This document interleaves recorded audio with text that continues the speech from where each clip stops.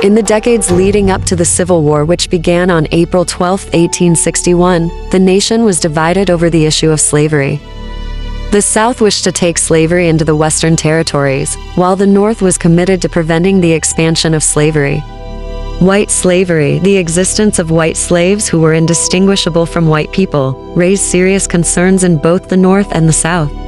Of particular concern was the fancy girl trade, which trafficked enslaved girls who appeared to be white into prostitution and concubinage. The term fancy girl was used by slave traders to describe young, light-skinned female slaves who were in their custody. Fancy girls were typically teenagers, but could be children as young as 8 years old. Slave traders used rape and other forms of sexual and physical violence to manipulate them. Girls had limited options and were likely to end up as prostitutes or concubines. Fancy girls were usually the product of their enslaved mothers being raped by slave owners' family members or friends, or overseers. In the South, under slave laws, the child of an enslaved woman was a slave for life. It did not matter if the child appeared to be white. Southern states adopted the principle of partus sequitur ventrum, which states that any child born takes the status of the mother. Children born to enslaved mothers were the property of slave owners.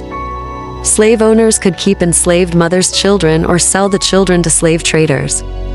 Fancy girls were young light-skinned female slaves who were sold by slave owners to slave traders. Interracial sexual intercourse, which was prevalent, produced a wide racial spectrum categorized by the terms Negro, mulatto, quadroon, and octoroons.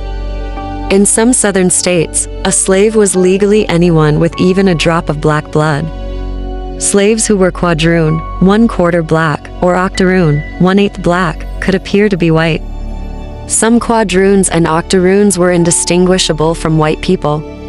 Light-skinned female slaves with white features, such as white skin, blonde hair, or blue eyes, were very valuable in the fancy girl trade.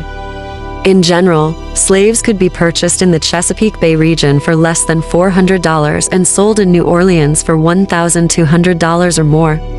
New Orleans had the largest fancy girl slave market in the nation. The city was one of the wealthiest cities in the country due to the slave trade and the cotton export business. For the wealthy, buying and selling slaves at a slave auction boosted their social status. White men were generally sexually attracted to light-skinned female slaves, particularly those who looked and behaved like white women. Fancy girls were sold for the explicit purpose of sexual exploitation. White men could rape a fancy girl at will. In contrast, raping a white woman was a crime. Owning light-skinned female slaves allowed white men to fulfill their exotic sexual fantasies. White men could keep fancy girls around as long as it pleased their fancy. Slave laws did not allow an enslaved woman to marry a white man. At slave auctions, fancy girls usually sold for 4 or 5 times as much as a female field laborer. Fancy girls could sell for as much or more than a prime male field laborer. Owning fancy girls was a status symbol for wealthy men.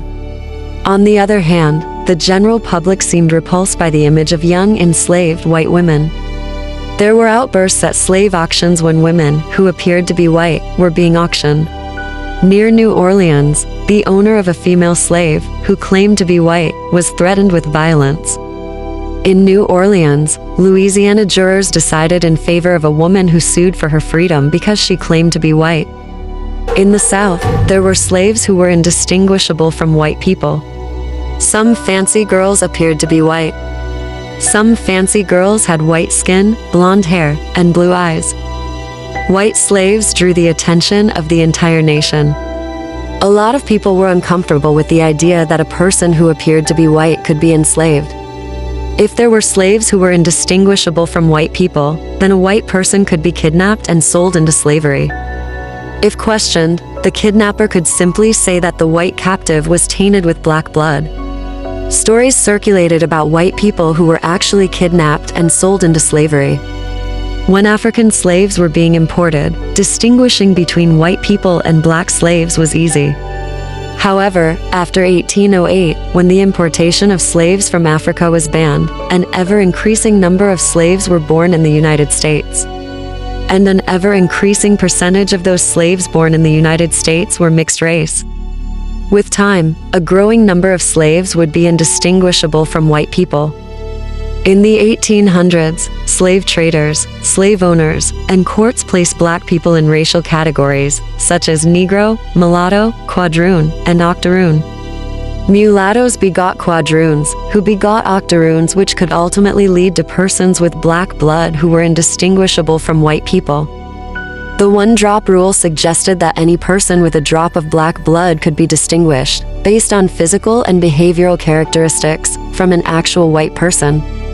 However, in 1857, the Louisiana court case, Morrison v. White, demonstrated that the one-drop rule could not be relied upon in all cases.